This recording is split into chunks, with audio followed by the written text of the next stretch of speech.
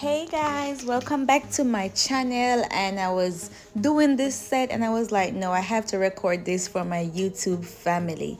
So let's get right into it. I was supposed to do the voiceover since this morning, but I was so busy with the Black Friday sale. Make sure you guys check out the link in the description and go check our products out. We're going to be using some of our products in this video as well. Almost all the products in this video is on our website: the nail tips, the powder, the monomer, and the hand files.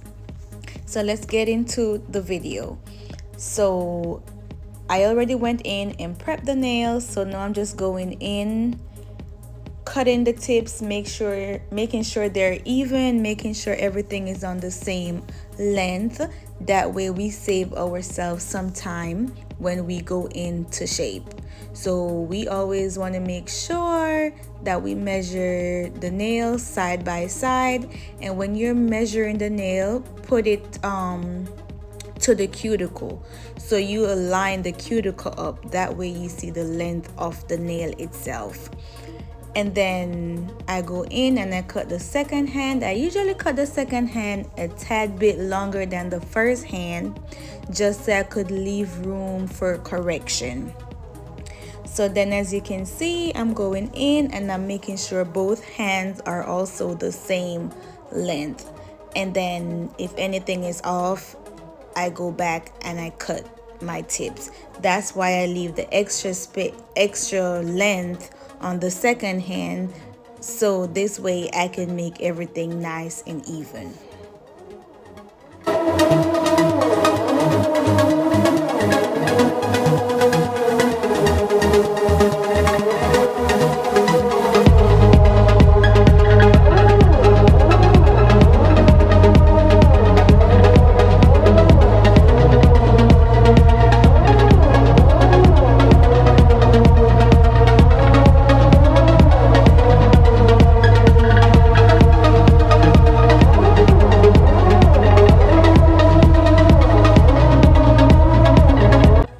I'm coming in with my 100 grit hand file, and I'm just going to make sure the tips are nice and straight and just how the client wants it. We were going for more like a tapered square coffin look, so not really a skinny coffin, so more on the tapered square kind of vibe.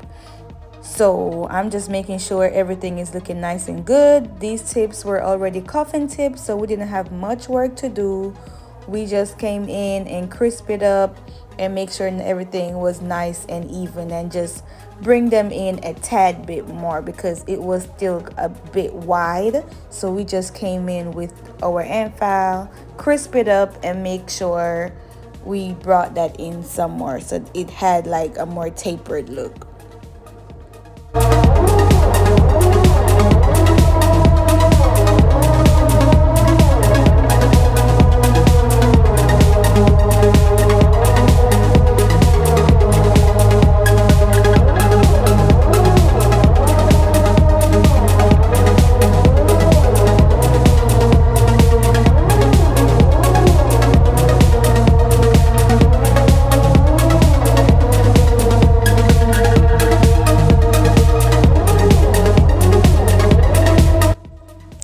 Now I'm just coming in with my hand file one more time, and I'm just blending the tip right where the tip and the natural nail meets.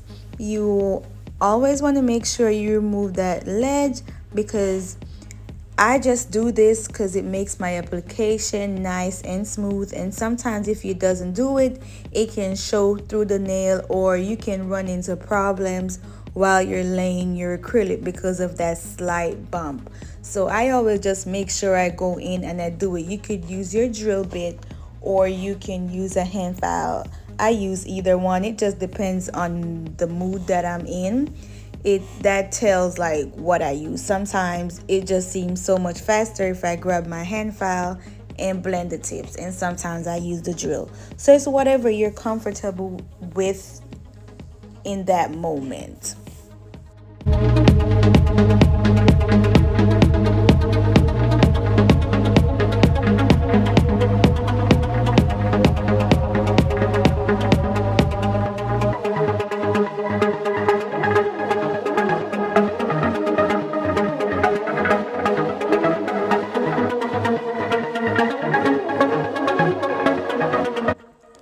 done with that, I'm just making sure I dust the nail off. That way when I come in with my primer, I'm priming a nice and clean surface. You always want to make sure that the surface of your nail is free from dust, because when you're applying your acrylic, you want to make sure that that acrylic is going on nice, clean nails, no dust. And I'm using Young Nails Protein Bond, and I usually go over my priming 2 times. So I finish one hand and I come back to the other hand. Why? Because that's what they recommend. So I follow that, and I've been following it, and I don't struggle with lifting. So yes, I do prime my nails 2 times. I put the primer on 2 times.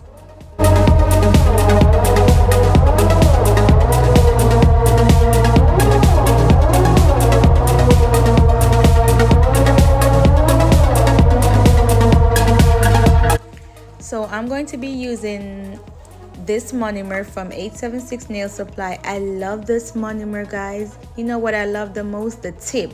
You see how I could pour the liquid without spilling anything? I'm known for spilling stuff, so I just love the tip that you could just spray it out and I don't make a mess or have to worry about me spilling the liquid. And I'm using NyomiNude also. This nude is perfect for ombres, and it's the perfect base color. So first I add my first bead right where the tip and the cuticle meets, and I give it light strokes, and I make sure when I'm doing this the client's hand is face downwards. That way the product can flow to the tip of the nail. And whenever we're doing acrylic nails, we always try to be gentle. This is not a aggressive process. You just want to make sure that you're giving the acrylic light strokes and light tapping, and make sure if you have too much liquid in your brush, go ahead and remove the liquid from the brush. That way when you place your bead down, it's the perfect consistency.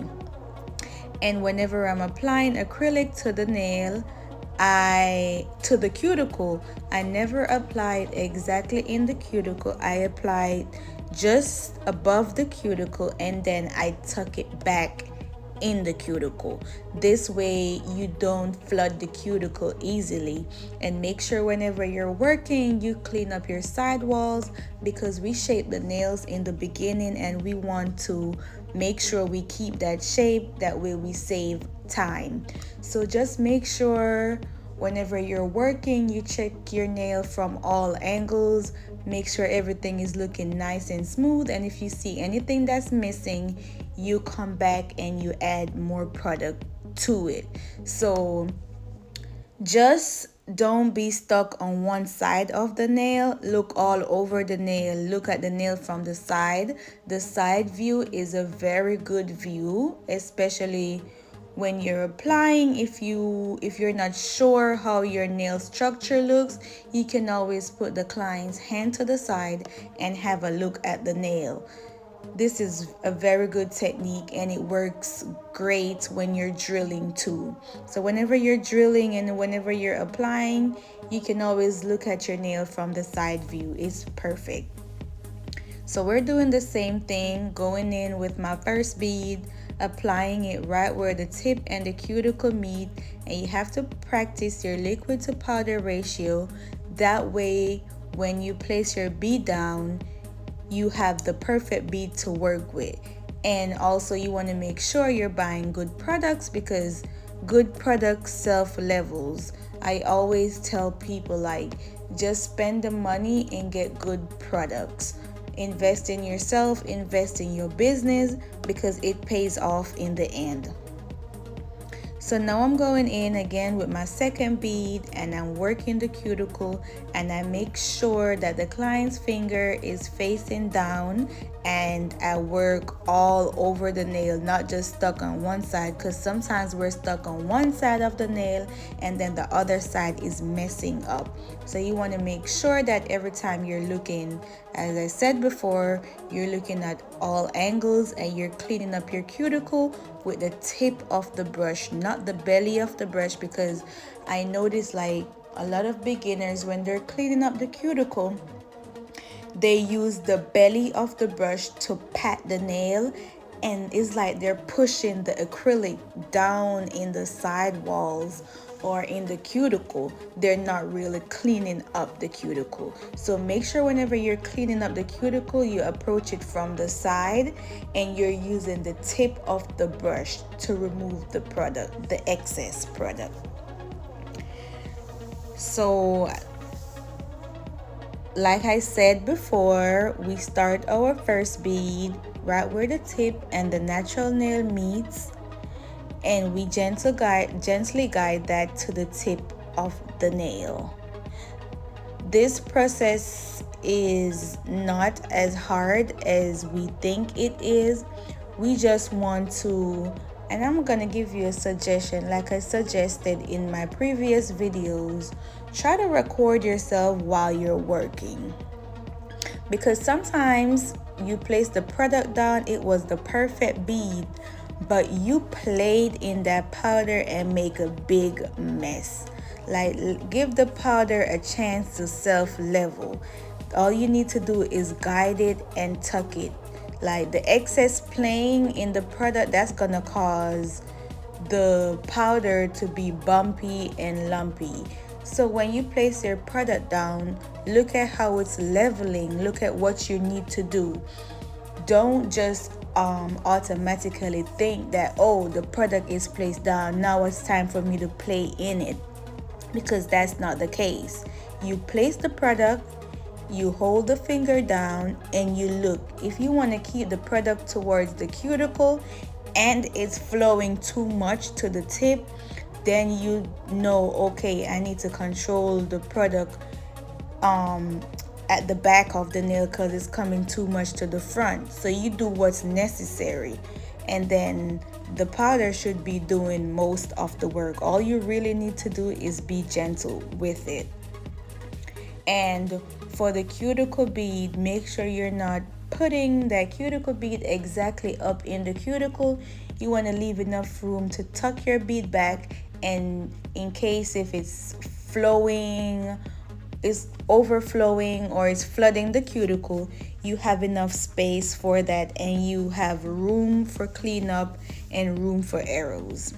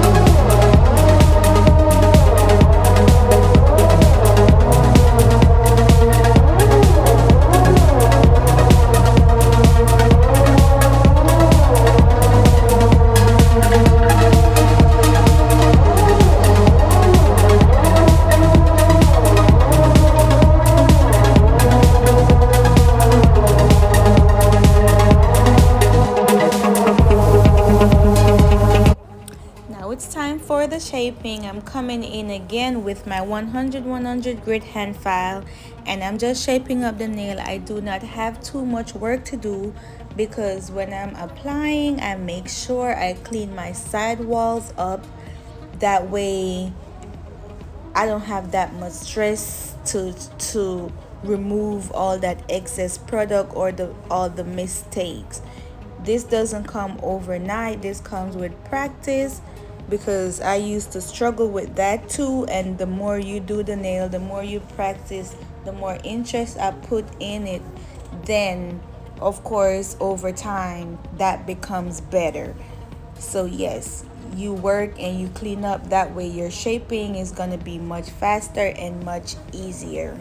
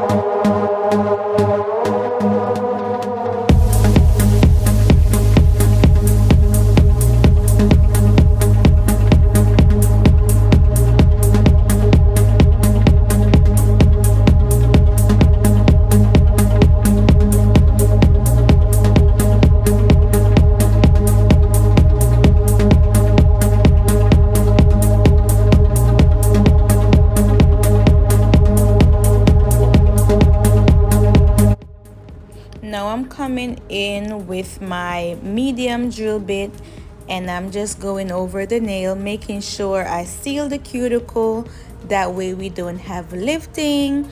And whenever I'm drilling, I always make sure that my pinky finger is resting on either the client's hand or my hand, but I just always make sure that my pinky finger is resting on something, because that helps me to keep the drill stable and it helps you to control the drill.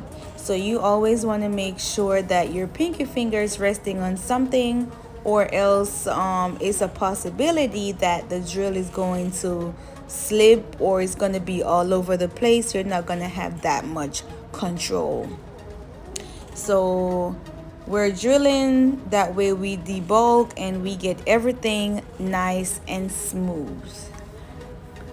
So guys, so today I prepared for my first online pop-up shop. That was so good. Like, it was last minute, but I pulled it off because I wanted to do, it's been on my mind for like the longest. Girl, you need to do a pop-up shop. And I was like, you know what, it's Black Friday, so why not use the pop-up shop to introduce our big Black Friday sale.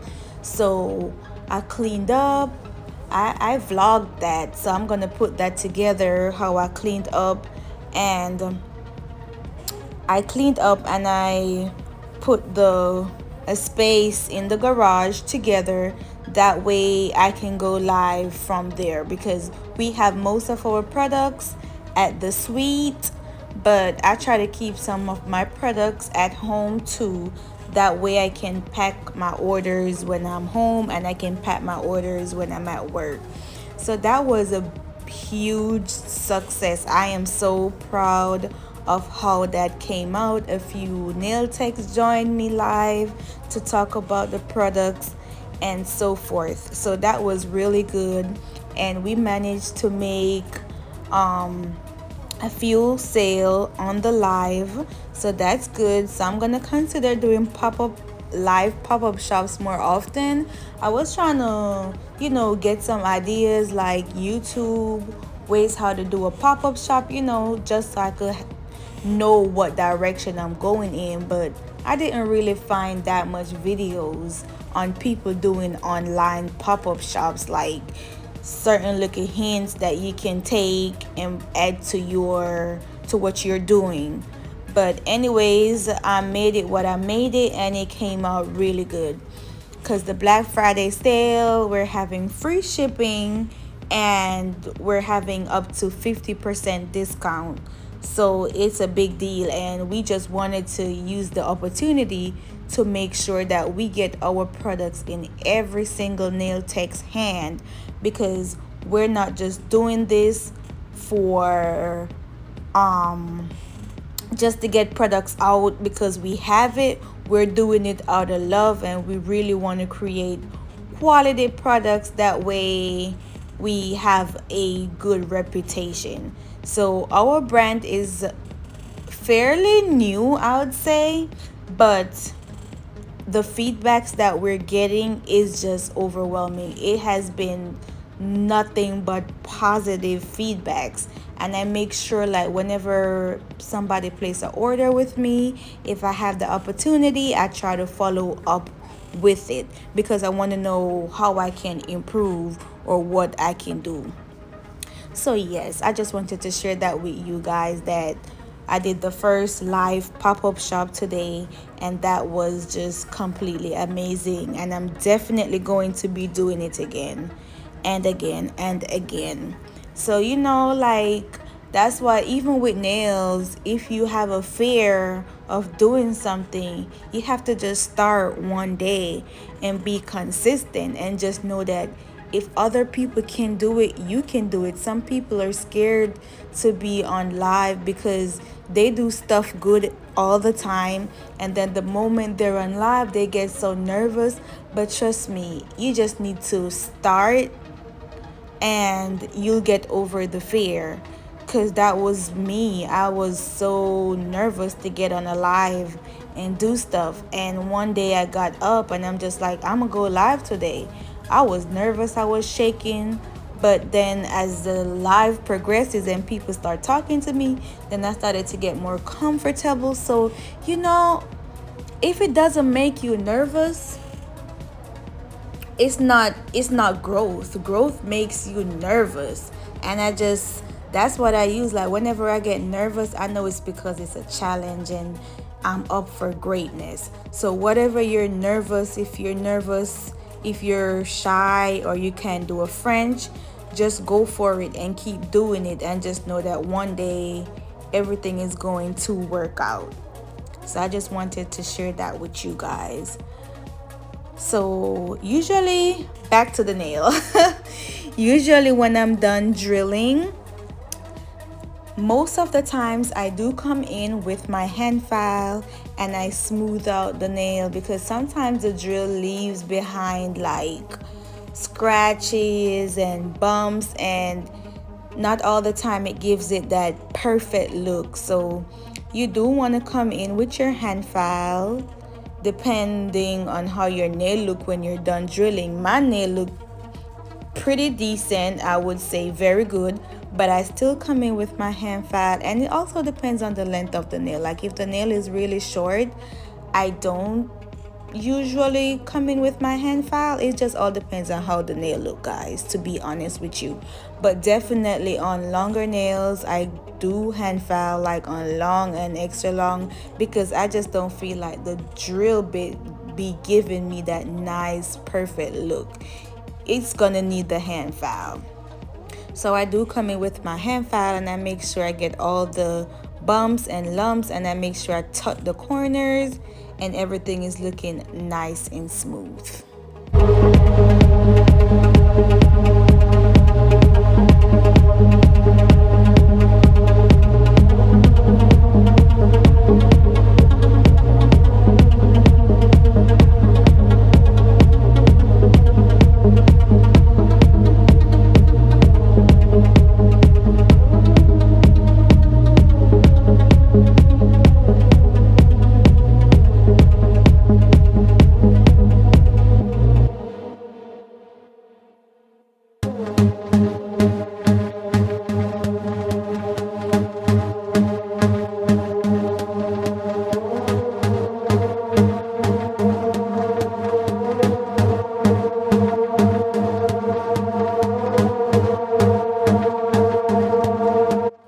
now I'm going to come in with my buffer, and I'm going to make sure everything is nice and smooth. Take out as much of the scratches as possible. That way when we do our design, because sometimes we leave scratches in the nail, and then when we come in to do a design, the scratch be showing. So I try to take out as much as possible. So she had brought this inspo picture that we're going to be working with, so we can achieve the look or something similar to what she wants. So I'm going to leave the link in the description box for this gel, this nail art brush. But if you guys have any suggestions or recommendations of another nail art brush, I would love to try other nail art brushes. So if you have any suggestions, recommendations, if you're using a brush right now and you completely love it, just comment down below in the comment section, and let me know which brush I could use, which brush I could try, because I've been using this one for quite some time and I just feel like I want to try my options, play with my options to see what's best. So also guys, whenever I'm doing a design, it comes back down again to the pinky finger. I use it to keep me stable. And also if I'm doing any form of outline design or shading, I always make sure I do the outline first and then I shade it. So I don't just come in and start shading and doing all that extra stuff. I do my outlining first and then I shade. So you see how I'm doing my French. I outline one side and then I'm gonna outline the other side, and then I finish shading it. I think this design was super cute. I haven't done a black nail like this in a minute. I've been doing nails like it, but it's not black. When I saw the black, I was like, yay, black. I kind of like black nails because everybody gets nude and white and pink and white all the time. So whenever I get like a black design or something with, you know, a different color other than white and pink, it kind of it excites me. So I can teach you guys how to do nail art. You just have to practice how to keep your hand stable and use your pinky finger. If you can't do nail art like a freestyle, get a picture and start out very small. That's how I do it, because I tell people all the time, I am not an artist. I do not know how to draw. I don't know how to draw nothing. But when I started to do nails, I practiced on nail how to draw. I practiced how to keep my hand stable, and I just go from doing one line to doing two lines and then just being persistent. So you have to practice a lot. Nothing comes easy. We have to practice, and we have to make sure that whatever we want, we're working super hard for it. So I'm going in again with my outline, and then I'm going to shade it, and then I'll see you guys in the end of the video.